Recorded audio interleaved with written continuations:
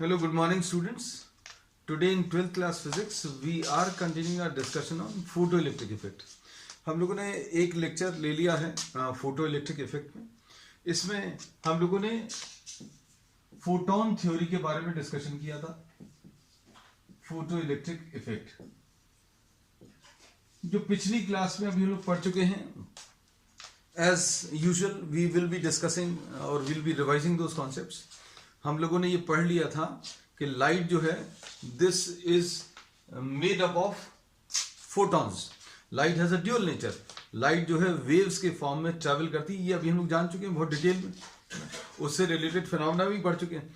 फिर अभी हम लोगों ने ये पढ़ लिया पिछली क्लास में कि light is assume to be made up of energy packets और क्वांटा कॉल्ड द फोटॉन्स. इसका एक पार्टिकल नेचर भी है. और अगर इसके पास पार्टिकल नेचर है तो अभी हम लोग बोलेंगे इसकी जो प्रॉपर्टीज हैं लाइट की पार्टिकल्स की, उनको अभी हम लोग डिटेल में पिछली क्लास में डिस्कस कर चुके हैं. तो पार्टिकल ऑफ लाइट जो अभी हम लोग बोलेंगे वो फोटॉन है, जिसको अभी हम लोग क्वांटा भी बोलते हैं या एनर्जी पैकेट्स भी बोलते हैं, या कई बार इसको वेव पैकेट्स भी बोलते हैं, क्योंकि इसमें वेव की भी कैरेक्टरिस्टिक्स आएंगी. तो प्रॉपर्टीज अभी हम लोग पढ़ ले. प्रॉपर्टीज जो पढ़ चुके हैं पिछली क्लास में, क्या light travels in the form of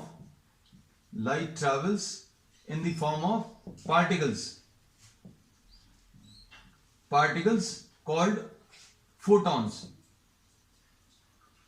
and these travel in with a speed of 3 into 10 to the power of 8 meters per second in vacuum. ये 3 into 10 to the power of 8 meters per second में से travel करते हैं और straight line में travel करते हैं. Energy के जो पार्टिकल्स हैं वो फोटॉन्स कहलाते हैं और कितनी स्पीड से ट्रैवल करते हैं 3 into 10 to the power of 8 meters per second. फिर इसके बाद अभी हम लोगों ने बोला ये स्ट्रेट लाइन में ट्रैवल करते हैं, तो ये रेक्टिलिनियर प्रोपगेशन भी हम लोग पढ़ चुके हैं. That these travel in straight lines with a speed of 3 into 10 to the power of 8 meters per second. फिर उसके बाद हम लोगों ने नेक्स्ट इसमें एक बहुत इंपॉर्टेंट प्रॉपर्टी बताई थी कि रेस्ट मास ऑफ फोटॉन्स बच्चों जीरो है. मतलब photon does not exist at rest.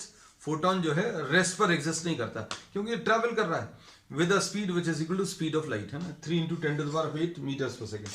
Rest mass of photon है जीरो. फिर उसके बाद बच्चों अभी हम लोगों ने ये बोला था ये न्यूट्रल है, मतलब इनमें कोई चार्ज नहीं है. These are neutral particles. फिर इसके बाद अभी हम लोगों ने ये बोला था कि लाइट के जो पार्टिकल्स हैं उनकी एनर्जी और उनका जो मोमेंटम है वो डेफिनेट है. अगर पार्टिकल नेचर है तो पार्टिकल में अभी हम लोग बोलते हैं मोमेंटम आएगा. मोमेंटम जो है पार्टिकल नेचर शो करता है. तो अब हम लोग ये बोलते हैं कि energy of the particles of light this is given by hc by lambda, और इसको अभी हम लोग न्यू एच भी बोला था.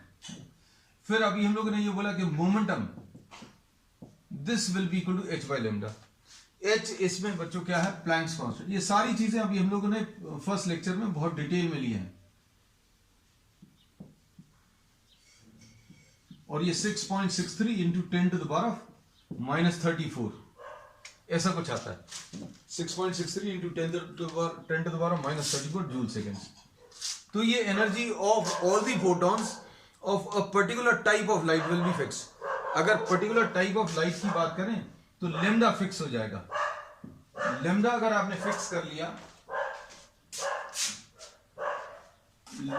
लेमडा अगर आपने फिक्स कर दिया, कोई टाइप ऑफ लाइट फिक्स कर दी, जैसे suppose for example red colour की लाइट आपने ले ली, तो रेड कलर की लाइट का वेवलेंथ फिक्स हो जाएगा. और वेवलेंथ अगर फिक्स हो गया तो all the photons of red colour light will be having same energy. जितने भी फोटॉन्स रेड कलर की लाइट के होंगे सबकी एनर्जी सेम रहेगी. और वो किससे मिलेगी, इस रिलेशन से. और सभी का मोमेंटम भी सेम होगा, क्योंकि इसमें अभी हम लोगों ने बोला बच्चों ये कांस्टेंट है, एच और सी कांस्टेंट है, सिर्फ लेमडा के ऊपर डिपेंड करता है. तो इसमें ये पार्टिकल कैरेक्टरिस्टिक है momentum. This is particle characteristic. और इसी रिलेशन में अभी हम लोग क्या मिल गया, वेव कैरेक्टरिस्टिक भी मिल गया. तो ये फैक्ट भी वेरीफाई हो गया. क्या कि light has a dual nature, है ना। और इसमें इसको अगर हम लोग थोड़ा सा सिंप्लीफाई करें तो इसको अभी हम लोग 12400 बाय लेमडा ऐसा लिख सकते हैं। मतलब आपको सिर्फ इसमें किसकी वैल्यू,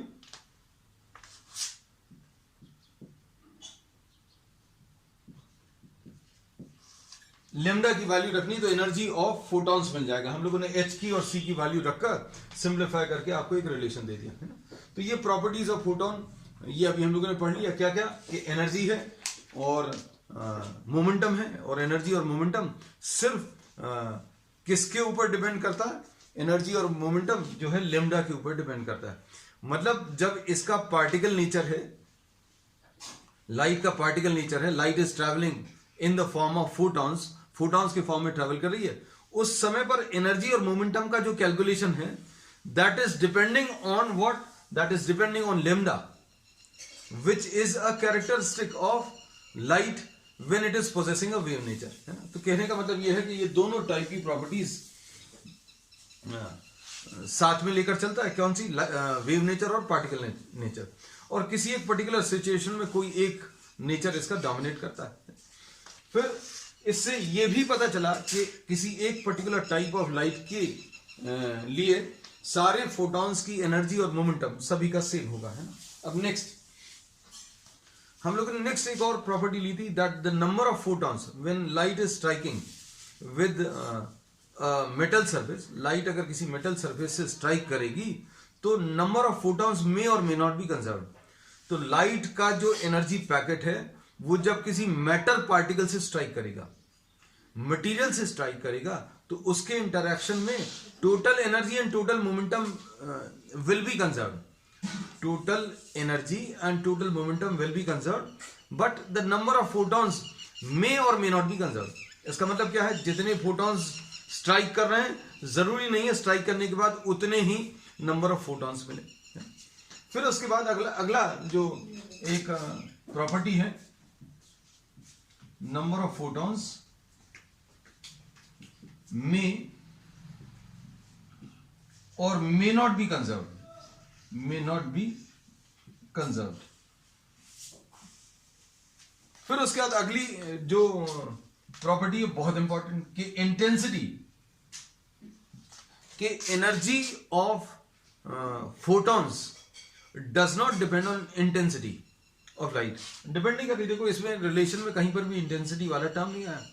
और वेव नेचर में अभी हम लोगों ने यही पढ़ा था कि अगर आपने इंटेंसिटी बढ़ा दी सोर्स की तो क्या होगा, एनर्जी इंक्रीज हो जाती है। पर यहां पर अभी हम लोग क्या कह रहे हैं, यहां पर अभी हम लोग ये कह रहे हैं कि energy of the photons does not depend on the intensity of light. Wave nature में हम लोगों ने बोला था इंटेंसिटी के ऊपर डिपेंड करती है बच्चों एनर्जी, लेकिन यहां पर पार्टिकल नेचर है, और पार्टिकल नेचर में अगर आप इंटेंसिटी इंक्रीज करते हो तो कोई चेंज नहीं आएगा। क्यों? क्योंकि एनर्जी ऑफ फोटॉन्स में इंटेंसिटी का कोई रिलेशन नहीं है। अब इसको फिर कैसे जस्टिफाई करेंगे? हम लोग कहते हैं कि अगर आपने इंटेंसिटी ऑफ लाइट इंक्रीज कर दी, इंटेंसिटी अगर आपने इंक्रीज कर दी, then what will happen, the number of photons will increase. Just suppose for example आपने 40 वॉट का एक बल्ब लिया, 40 वॉट के बल्ब से कुछ नंबर ऑफ फोटॉन्स निकलने वाले हैं, है ना। अब आपने अगर 100 वॉट का बल्ब ले लिया तो जो नंबर ऑफ फोटॉन्स उससे निकलेंगे वो इंक्रीज हो जाएंगे, but the energy of all the photons will still remain the same provided that wavelength is not changing. मतलब टाइप ऑफ लाइट चेंज नहीं किया, सिर्फ आपने 40 वॉट बल्ब की जगह 100 वॉट बल्ब ले लिया। ये तो अभी नॉर्मली अभी हम लोगों को मालूम है कि अगर आपने 40 वॉट की जगह 100 वॉट का बल्ब लिया तो क्या होगा, लाइट की इंटेंसिटी बढ़ जाती है। लाइट की इंटेंसिटी बढ़ने में क्या चीज बढ़ रही है? क्या एनर्जी ऑफ फोटॉन्स बढ़ेगा? नहीं, एनर्जी ऑफ फोटॉन्स नहीं बढ़ेगा, जो फोटॉन्स उसमें से निकल रहे हैं वो नंबर बढ़ जाएगा, है ना। So this is what we have discussed in the previous class. अब इसके बाद इसके बेसिस पर अब हम लोग फोटो इलेक्ट्रिक इफेक्ट को एक्सप्लेन करेंगे। फोटो इलेक्ट्रिक इफेक्ट का भी हम लोगों ने एक प्रिलिमिनरी डेफिनेशन ले लिया था। हम लोगों ने बोला था ये बहुत अच्छे से क्लियर होगा जब अभी हम लोग प्रोसेस पूरा समझ लेंगे, है कि भाई फोटॉन्स लाइट कि फोटॉन्स किसी सरफेस पर स्ट्राइक कर रहे हैं, तो फोटॉन्स की प्रॉपर्टी पढ़ ली। अब हम लोग एमिशन के प्रोसेस को समझेंगे और फिर अभी हम लोग फोटॉन की जो प्रॉपर्टीज पढ़ी हैं उनके कॉन्टेक्स्ट में अभी हम फोटो इलेक्ट्रिक एमिशन को डिटेल में पढ़ने वाले हैं। तो अब हम लोग इसमें ये कहते हैं कि suppose if you consider a metal surface, in a metal surface there are large number of free electrons, there are large number of free electrons. तो metal surface has large number of free electrons, बहुत सारे number of free electrons है। These electrons are free to move inside the surface, मतलब metal के अंदर तो आसानी से घूम सकते हैं, but these are not free to leave the metal surface. क्यों? क्योंकि जैसे ही कोई इलेक्ट्रॉन निकलेगा बाहर, जैसे ही कोई इलेक्ट्रॉन बाहर निकलेगा तो क्या होगा, इलेक्ट्रॉन बाहर निकला, ये पॉजिटिवली चार्ज हो जाएगा, और ये पॉजिटिवली चार्ज हो जाएगा तो ये इलेक्ट्रॉन को वापस सरफेस के अंदर खींच लेगा। तो अब हम लोगों को ये पता चला कि किसी कंडक्टर में, किसी मेटल में बहुत सारे नंबर ऑफ फ्री इलेक्ट्रॉन्स तो हैं, वो फ्री इलेक्ट्रॉन्स अंदर तो घूम रहे हैं लेकिन बाहर नहीं निकल सकते। बाहर क्यों नहीं निकल सकते? क्योंकि जैसे ही कोई इलेक्ट्रॉन बाहर निकलता है, if an electron leaves the metal surface, the surface gets positively charge and attracts the electron back to the surface। ये बात समझ आनी चाहिए। हमने क्या बोला कि इलेक्ट्रॉन जैसे ही बाहर निकलेगा उस सरफेस के ऊपर पॉजिटिव चार्ज आ जाएगा और ये पॉजिटिव चार्ज इलेक्ट्रॉन को वापस सरफेस के अंदर खींच लेगा। तो अब हम लोग ये कहते हैं कि फोटो इलेक्ट्रिक एमिशन में अब हम लोग क्या कर रहे हैं, इलेक्ट्रॉन्स को एनर्जी देंगे। और इलेक्ट्रॉन्स को एनर्जी कैसे देंगे? देखो, इसमें अभी हमने बोला कि there are large number of free electrons. जैसे ही इलेक्ट्रॉन बाहर निकला, इसने पॉजिटिव चार्ज एक्वायर किया और इसने वापस खींच लिया। अब इस इलेक्ट्रॉन को बाहर निकलते समय इतनी एनर्जी चाहिए है, कितनी एनर्जी चाहिए? So that the attractive forces और the attractive energy is overcome. मतलब जितनी एनर्जी से इसको अट्रैक्ट कर रहा है सरफेस के अंदर, उससे ज्यादा अगर आप एनर्जी दे दो, मतलब अभी हम लोग ये बोलते हैं if electron is given an energy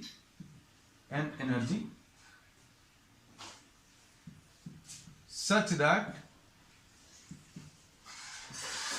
it overcomes the attraction,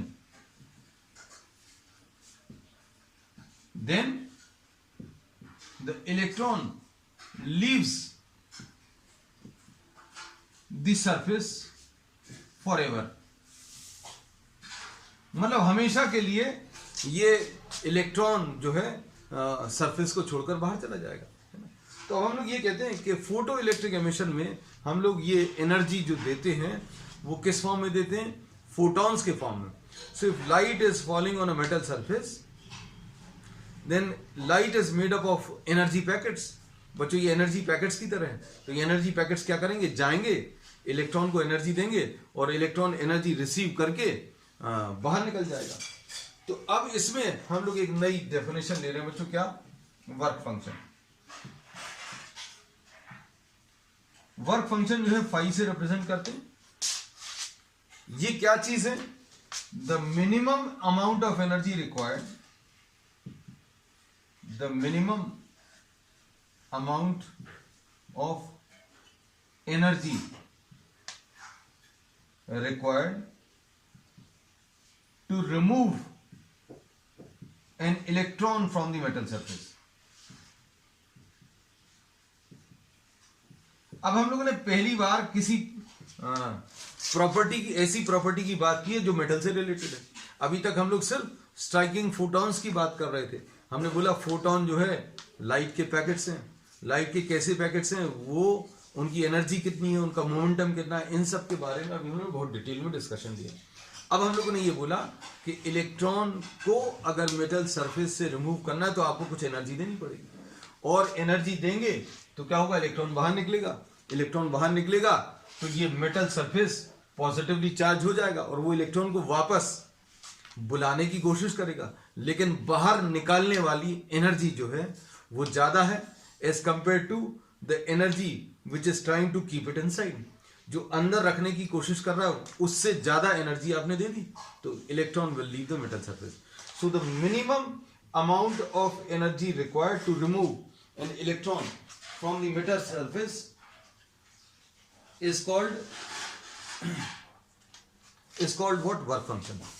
अब वर्क फंक्शन अभी हमें पता चल गया क्या, कि the minimum amount of energy required to remove an electron from the metal surface. अब इलेक्ट्रॉन्स को किसी मेटल सरफेस से बाहर निकालने के लिए हम लोग डिफरेंट पॉसिबल वेज लेते हैं, और अलग अलग तरीके इसमें क्या है बच्चों। सबसे पहला तो इसमें अभी हम लोग बोलेंगे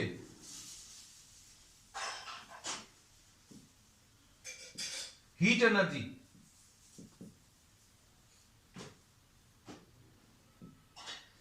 अगर किसी मेटल सरफेस को आप अगर हीट करो तो इलेक्ट्रॉन्स एनर्जी रिसीव करेंगे, और एनर्जी रिसीव करके बाहर जाने की कोशिश करेंगे। मेटल सरफेस उनको वापस खींचने की कोशिश कर रहा है, लेकिन अभी हम लोगों ने क्या किया, इनको इतनी एनर्जी दे दी कि ये अट्रैक्टिव फोर्सेस को भी ओवरकम करके हमेशा के लिए बाहर निकल गए। So here the energy required to remove the electron from the metal surface is provided by heat, and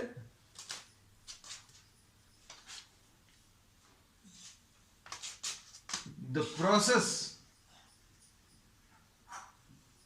of removing electron using heat is called thermionic emission.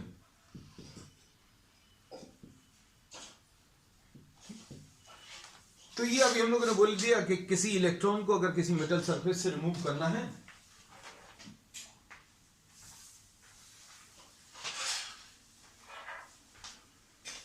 तो क्या करना पड़ेगा, some energy is required. Electron को अगर metal surface से remove करना तो कुछ एनर्जी देनी पड़ेगी, और वो एनर्जी अगर आपने हीट के फॉर्म में दी तो इलेक्ट्रॉन एनर्जी रिसीव करके मेटल सरफेस को छोड़कर चला जाएगा। फिर दूसरा है बच्चों इसमें field emission.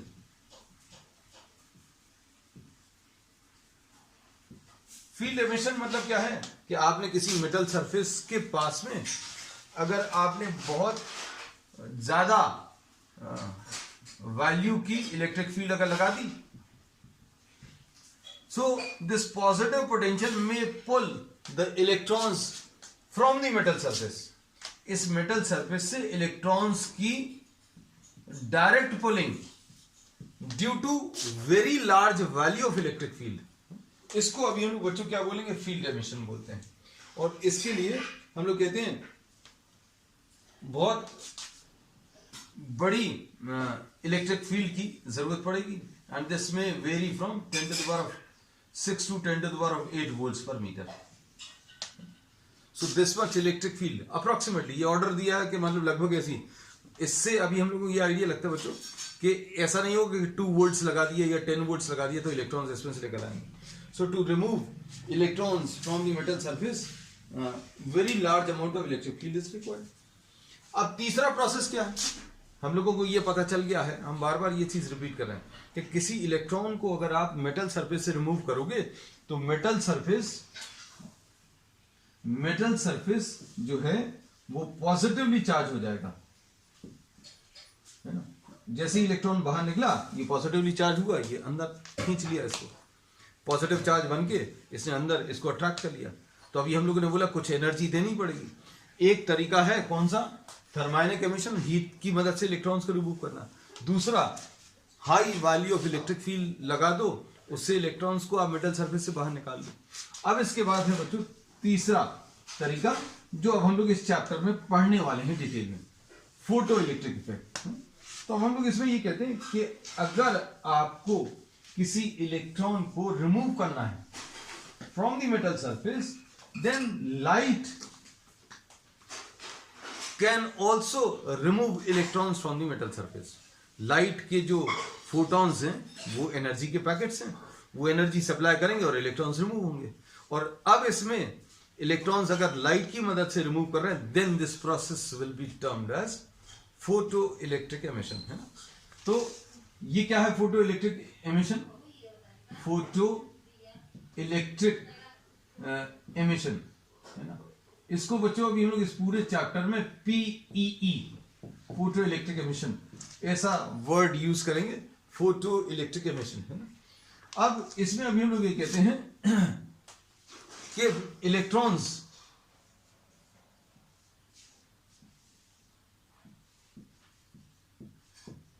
Are present in the metal surface, और यहां पर लाइट अभी हम लोगों ने गिराई, light if this is falling on the metal surface, then the photons of the light will strike with the metal surface, give energy to the electrons, और electrons जो हैं these will overcome the attractive forces of the metal surface।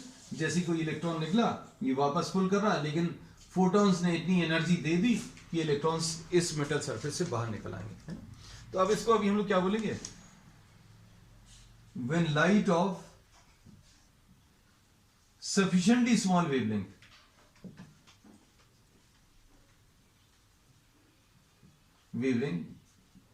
falls on a metal surface,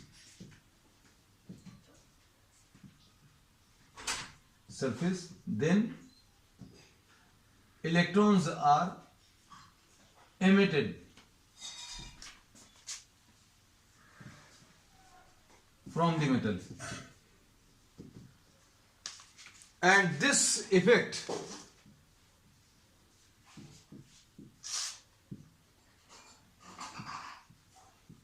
as photoelectric effect, photoelectric effect। और जो इसमें से electrons निकलेंगे उनको अभी हम लोग फोटो इलेक्ट्रॉन्स बोलेंगे। इसमें जो इलेक्ट्रॉन्स इसमें से बाहर निकल रहे हैं उनको अभी हम लोग क्या? फोटो इलेक्ट्रॉन्स बोलेंगे। अब देखो, अब इसका मैकेनिज्म थोड़ा सा डिटेल में समझते हैं। हम लोगों ने ये लिखा है when light of sufficiently small wavelength. इसका मतलब क्या है? लाइट के फोटॉन्स की energy, energy of photons E is equal to H C by lambda. Lambda अगर आप डिक्रीज करोगे, यानी कि कम वेवलेंथ की लाइट लोगे, तो एनर्जी ऑफ द फोटॉन्स ज्यादा आएगी, energy of the photons will increase. अब एनर्जी ऑफ द फोटॉन्स ज्यादा क्यों चाहिए? क्योंकि अब हम लोगों को यह पता चल गया बच्चों, क्या कि किसी मेटल सरफेस से इलेक्ट्रॉन्स को निकालने के लिए जो एनर्जी चाहिए है, some minimum amount of energy is required. अपने आप नहीं निकलेंगे, क्योंकि इलेक्ट्रॉन जैसे ही, मान लीजिए अपने आप निकलेगा, भी इलेक्ट्रॉन निकलने की कोशिश कर रहा है, जैसे ही निकलेगा वो पॉजिटिवली चार्ज हो जाएगा, और पॉजिटिवली चार्ज होकर ये वापस इलेक्ट्रॉन को अंदर खींच लेगा। तो suppose for example, just as an example we are taking, suppose phi is 2.1 electron volt. The energy required to remove an electron from the metal surface is 2.1 electron volt, and energy of the striking photons lambda आपने ऐसा use किया, अच्छे सुनना, lambda आपने ऐसा use किया कि E की वैल्यू सपोज 1.5 इलेक्ट्रॉन वोल्ट। तो अब हम लोग ये क्या कह रहे हैं बच्चों, यहां पर जो फोटॉन्स स्ट्राइक कर रहे हैं वो कितनी एनर्जी दे पा रहे हैं? 1.5 इलेक्ट्रॉन वोल्ट। और इलेक्ट्रॉन को बाहर निकालने के लिए कितनी एनर्जी चाहिए बच्चों? 2.1 इलेक्ट्रॉन वोल्ट। तो no emission of photo electrons will take place. 1 minute.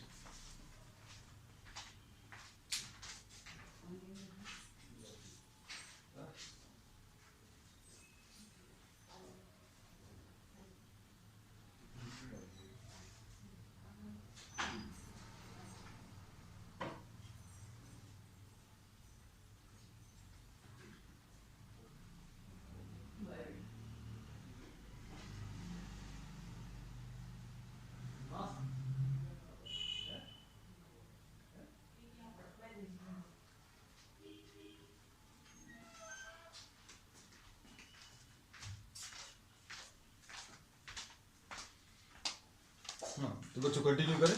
इसमें अभी हमने ये बोला कि अगर आपने लाइट इसके ऊपर गिराई, लाइट के फोटॉन्स की एनर्जी 1.5 इलेक्ट्रॉन वोल्ट है और यहां से इलेक्ट्रॉन्स को निकालने के लिए 2.1 इलेक्ट्रॉन वोल्ट है। तो अब हम लोग इसमें ये बोलेंगे if E is smaller than phi then no electron is emitted or no photoelectric emission takes place। अब भाई एनर्जी जो आप दे रहे हो वो एनर्जी कम है, किससे कम है? the energy this is smaller than the energy which is required to remove the electron। Electron को निकालने के लिए 2.1 चाहिए, है ना, और आप कितनी दे रहे हो बच्चों? 1.5 ही दे रहे हो। तो 1.5 अगर दोगे तो ये मतलब ये इलेक्ट्रॉन यहां से बाहर नहीं निकलेगा, आपको कुछ एनर्जी देनी पड़ेगी, सम एनर्जी इज रिक्वायर्ड, 2.1 से कम नहीं लगेगी। हम लोगों ने इसका डेफिनेशन ही यही बोली थी, minimum amount of energy required to remove an electron from the metal surface will be what? 2.1 electron volt in this case। So here we say that no emission of electrons will take place। तो अब हम लोग इसमें ये कह सकते हैं बच्चों, क्या emission of photoelectrons is possible। कब पॉसिबल होगा बच्चों? when E is greater than or equal to phi। अब आपने E अगर ग्रेटर देन और इक्वल टू 5 ले लिया, अब आपने क्या किया? टाइप ऑफ लाइट चेंज कर दिया, है ना। अब टाइप ऑफ लाइट चेंज किया मतलब ये मेटल सरफेस है, इसमें बहुत सारे इलेक्ट्रॉन्स हैं और यहां पर जो लाइट अब आपने ली है वो उसके फोटॉन्स की एनर्जी आपने कैलकुलेट की। अब आपने क्या किया कि लेमडा डिक्रीज कर दिया, यहां पर जितना भी लेमडा लिया था उस लेमडा से फोटॉन्स की एनर्जी 1.5 इलेक्ट्रॉन वोल्ट आ रही थी। अब क्या कर रहे हैं? अब हम लोगों ने क्या किया? एक कम वेवलेंथ वाली लाइट ले ली। वेवलेंथ को अगर आप कम करोगे तो फोटॉन्स की एनर्जी बढ़ जाएगी। सपोज ये एनर्जी 3.2 इलेक्ट्रॉन वोल्ट। अब क्या होगा? अब ये फोटॉन्स जो स्ट्राइक कर रहे हैं उनकी एनर्जी कितनी है बच्चों? 3.2 electron volt. Yes, these numbers are just taken as an example for you to understand, है ना। मैथमेटिक्स आप देखते हो, नंबर्स देखते हो, ज्यादा अच्छे से बात समझ में आती। भाई हमने बोला एक मेटल सरफेस है, उसमें से इलेक्ट्रॉन को निकालने के लिए कितना चाहिए? 2.1 चाहिए। आपने 1.5 दिया, उसने मना कर दिया, नहीं निकलेंगे बाहर। आपने 1.9 दे दिया तो भी मना कर दिया, 2 दे दिया तो भी मना कर दिया, क्योंकि मिनिमम कितनी चाहिए हमको घर से बाहर निकलने के लिए? मिनिमम इतना अमाउंट चाहिए। कितना चाहिए? 2.1 इलेक्ट्रॉन वोल्ट, है ना। अब इसके बाद ध्यान से देखना, इसमें 3.2 इलेक्ट्रॉन वोल्ट अगर आपने एनर्जी दी और इसमें से निकालने के लिए कितनी? 2.1 इलेक्ट्रॉन वोल्ट चाहिए। तो अब ऐसा हो सकता है, emission of photoelectrons is possible। Now we say that if E is greater than or equal to phi, then electrons may be emitted। अभी भी इसमें अभी हम लोग कह रहे हैं may be emitted, जरूरी नहीं है बाहर निकले। क्यों जरूरी नहीं? ये भी अभी हम आपको समझा रहे हैं। जैसे suppose for example 3.2 electron volt photon ने जो एनर्जी ट्रांसफर की है, उस एनर्जी को ऑब्जर्व करके इलेक्ट्रॉन, यहां पर सरफेस पर जो इलेक्ट्रॉन है उसने ये 3.2 इलेक्ट्रॉन वोल्ट एनर्जी ऑब्जर्व करके ये अंदर की तरफ ट्रैवल करना शुरू कर दिया और अंदर की तरफ गया और अंदर की तरफ जाने के बाद इसने बहुत सारे कोलिशंस किए एटम्स और आयंस के साथ। And in the course of these collisions, in collisions के दौरान इसने अपनी एनर्जी खर्च करना शुरू कर दी। इस इलेक्ट्रॉन को जो एनर्जी मिली थी वो 3.2 इलेक्ट्रॉन वोल्ट थी। अब इसने कोलिशंस में एनर्जी खर्च कर दी और during the course of collisions this is losing so much energy that it is not able to leave the metal surface. तो अब हम लोगों ने एग्जाम्पल में यही बताया था, हम लोग यही बोल रहे थे कि if E is greater than or equal to phi, then the emission of electrons may be possible, है ना। तो ये लिखा हुआ है, if E is greater than or equal to phi, then electron may be emitted from the metal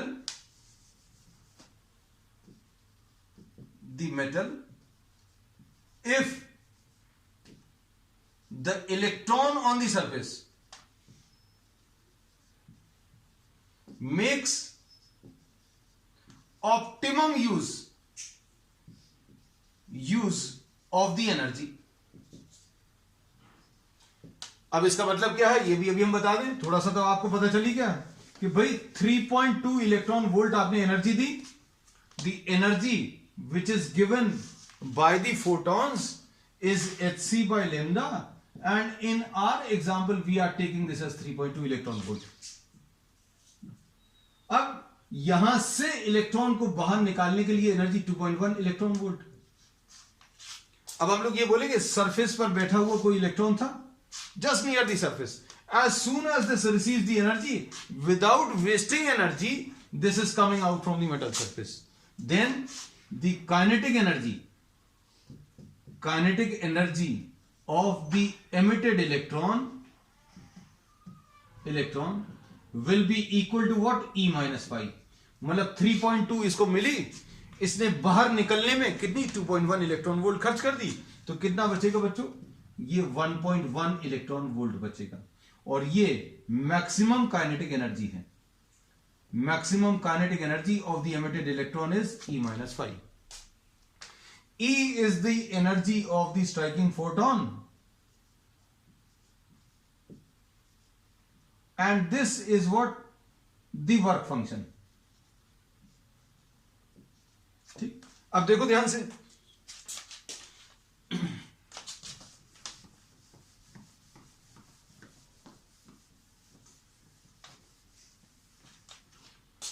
अब देखते हैं energy of the photon. Just try to understand energy of the photon. अभी आपको सारी चीजें बहुत अच्छे से क्लियर हो जाएंगी और ये दिमाग में ये कॉन्सेप्ट क्लियर करना बहुत जरूरी है। Energy of the photon E,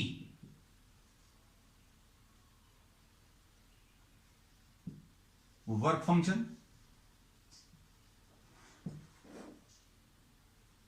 phi,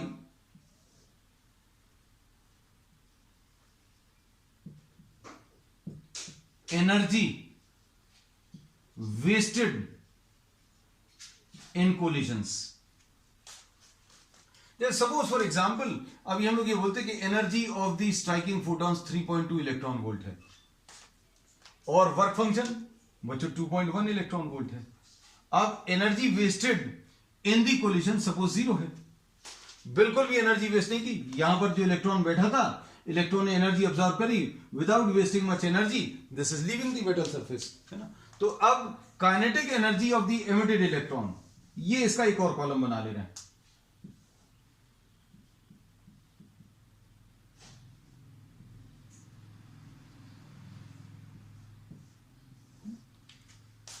तो अब हम लोग क्या बोलेंगे, kinetic energy of the emitted electron बच्चों 1.1 इलेक्ट्रॉन वोल्ट आ जाएगा। Just try to understand the concept. अब आपने एनर्जी 3.2 इलेक्ट्रॉन वोल्ट लिया, बाहर निकालने के लिए 2.1 इलेक्ट्रॉन वोल्ट चाहिए, है ना। अब energy which is wasted in the collision suppose 0.2 है, तो क्या होगा? अब इसमें 2.1 और 0.2 मिलाकर 2.3 आ जाएगा। मतलब energy of the emitted electron will be 0.9 electron volt. इसका मतलब क्या है, ये 3.2 इसने दिया, अंदर इसने वेस्ट कर दिया कितना 0.2 इलेक्ट्रॉन वोल्ट, और बाहर निकालने के लिए 2.1 चाहिए, तो 3.2 में से 0.2 खर्च हो गया, 3 बचा, 3 में से 2.1 बाहर निकालने के लिए चाहिए। अब इलेक्ट्रॉन के पास जो एनर्जी बचेगी वो कितनी बचेगी, 3.2 माइनस 0.2 यानी कितना आ गया 3 माइनस 2.1 यानी 0.9। अब 3.2 इलेक्ट्रॉन वोल्ट अगर दिया, बाहर निकालने के लिए 2.1 इलेक्ट्रॉन वोल्ट, ये तो फिक्स है, this depends on the nature of the metal. Suppose इसने 0.4 खर्च कर दिया, अब इसने 0.4 अगर खर्च कर दिया, अंदर एक और कोलिजन हो गया, यहां पर एक और कोलिजन हुआ, और 3.2 में से 0.2 खर्च हुआ एक कोलिजन में, 3 बचा, 3 में से 0.2 अलग कर दिया 2.8, और 2.8 में से 2.1 बाहर निकालने के लिए खर्च हो गया, तो kinetic energy of the emitted electron 0.7 electron होगी। तो इस टेबल में अभी हम ये दिखाने की कोशिश कर रहे हैं, as the number of collisions of the electron inside the metal surface increases, बाहर निकलने वाले इलेक्ट्रॉन की काइनेटिक एनर्जी कम होती जाएगी। तो मैक्सिमम काइनेटिक एनर्जी कितनी होगी? तो मैक्सिमम काइनेटिक एनर्जी बच्चों E-5 होगी। And if the electron is making optimum use of the energy, then the maximum kinetic energy of the emitted electron will be equal to what? E-5. अब इसको समझो अच्छे से। ये बच्चों लाइट है, इंसिडेंट लाइट, इसके फोटॉन्स की एनर्जी hc/λ, ये बड़ी रहनी चाहिए, किससे बड़ा रहना चाहिए? फाई से। Electrons may leave, may be emitted from the metal surface.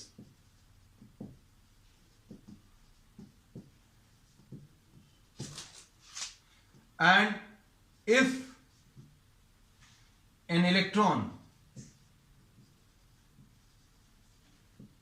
on the surface receives an energy E and makes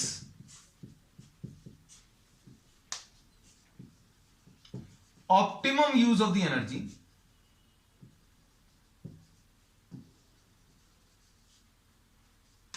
then kinetic energy of the emitted electron is maximum, and this maximum kinetic energy will be equal to what? E-5. E energy दिया, यहां से electron को निकालने के लिए phi energy लगेगी, electron बाहर निकलने के बाद इसकी काइनेटिक एनर्जी कितनी आ जाएगी? E-5। ठीक। And if the electron makes some collisions before leaving the surface, इसको अच्छे समझना, then the kinetic energy will be smaller than E-5। और ऐसा भी हो सकता है, if E is greater than phi, then electron on receiving energy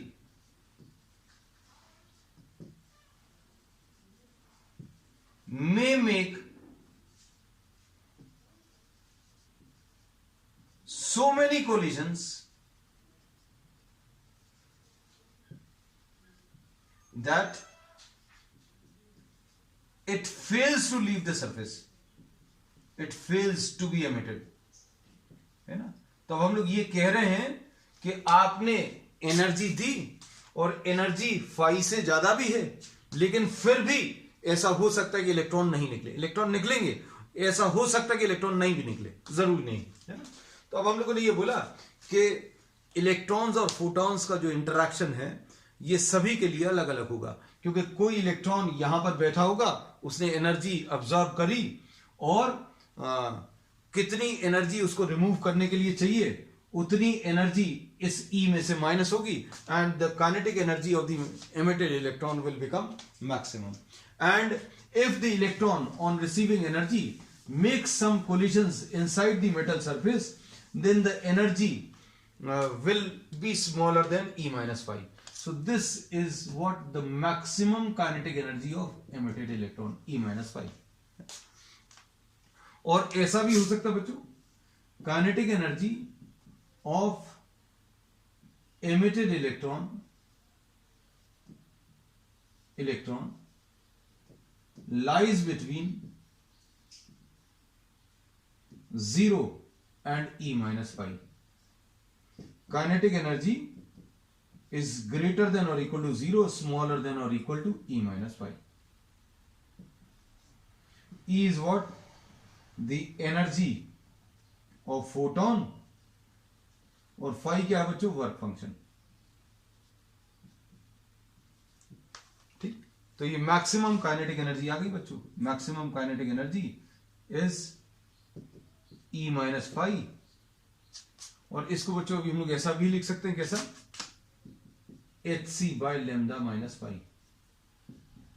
This is the maximum kinetic energy of the emitted electron, and this is termed as Einstein's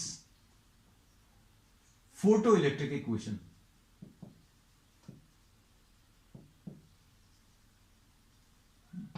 electron ने energy observe करी. Energy observe करने के बाद ये collisions इतने सारे कर ली कि वो बाहर ही नहीं निकल पाया. ये भी पॉसिबल है. और फोटॉन्स ने एनर्जी दी, इलेक्ट्रॉन ने एनर्जी ऑब्जर्व की, और कोलिजन्स इतने किए कि अब लास्ट में उसकी एनर्जी बच्चों सिर्फ किसके बराबर बची? जैसे 3.2 दिया और अंदर इतने सारे कोलिजन्स कर लिए कि अब इसके पास एनर्जी 2.1 बची. और 2.1 बची मतलब इलेक्ट्रॉन को बाहर निकालने के लिए कितनी एनर्जी चाहिए? 2.1. सो इट में just be emitted with zero kinetic energy. मतलब बाहर निकल आएगा लेकिन उसके पास काइनेटिक एनर्जी जीरो हुई. So kinetic energy of the emitted electron में lie between 0 and E minus 5. तो बच्चों अब आज के लिए इतना ही. We will continue with the same topic on the next one. That's all for today.